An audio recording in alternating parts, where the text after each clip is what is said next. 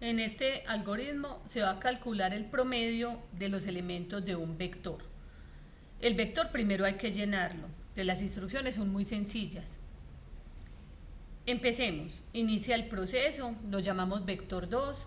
Se define el vector, es un vector de 10 posiciones. Tengo la i, vamos a mirar qué es la i, un entero. La i en el para es el contador, me cuenta las iteraciones del ciclo, que son 10, porque son 10 las posiciones del vector. La x, me cuenta la x. ¿Qué es la x? La x es el dato que el usuario ingresa, que el sistema lo va a leer como x para después llevarlo al vector. Esta j no la estamos utilizando, entonces esta j no la eliminamos de acá porque la j no es tan... Sum es un entero. ¿Qué hace sum? Mírela acá, sum. Sum es un acumulador. Me va sumando todos los valores que van llegando al vector. Y finalmente se define la variable prom. Miremos prom acá. Prom lo que hace es una variable que me guarda el promedio. Lo que hay en suma dividido 10, que es el número total de elementos del vector. Empecemos a recorrer, a hacer el seguimiento, la prueba de escritorio a este algoritmo. Yo voy a cambiar aquí. El límite de este lo voy a hacer hasta 4 y entonces en el promedio también lo llevo hasta 4 para no demorarnos tanto en la prueba de escritorio. La dimensión del vector está definida como 10. ¿Qué significa? Que hay 10 espacios en memoria y van a quedar 6 espacios vacíos. Empiezo. Entonces, miren lo que va pasando. ¿Qué es lo primero que hace el sistema? Lee y almacena espacios para estas variables de acuerdo al tipo de variable. La primera vez digite el valor para la posición i, la i vale 1. Entonces, mire, para la posición 1, digito un valor.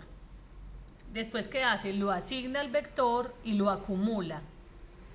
Y vuelve y me sale el mensaje. Digite el valor para la posición, ya estoy en la posición 2. Cualquier valor. Asigna el valor, los acumula y vuelve el mensaje. Para la posición 3, este es el valor. Vuelve y hace. Es la última vez que va a entrar al ciclo. Dijimos que era hasta 4 y mire que la i ya vale 4. La posición i ya es 4. Entonces digito un valor.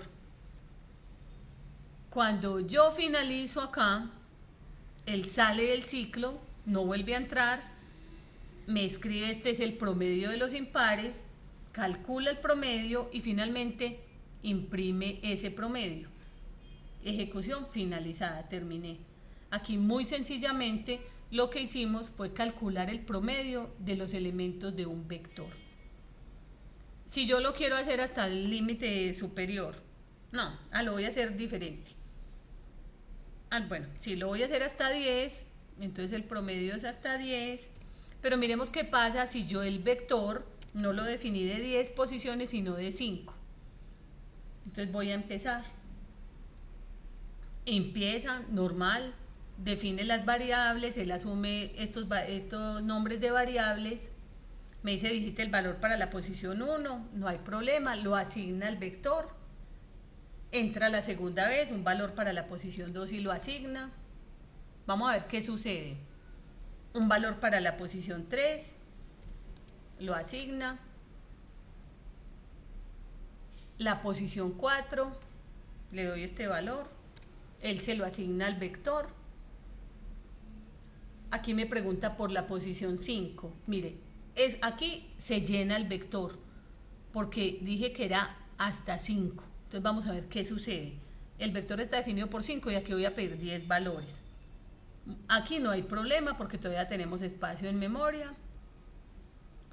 Hasta aquí no ha habido todavía problema porque él me dice digite un valor para la posición 6.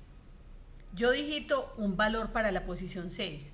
Él lo que va a hacer enseguida es decir, a número en la posición 6 le asigna ese valor, pero no va a encontrar la posición 6. Entonces me dice que está fuera de rango.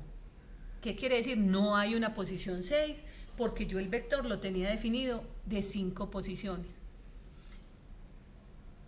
Entonces aquí ya, ¿y dónde se quedó? Vea, se quedó aquí en esta instrucción.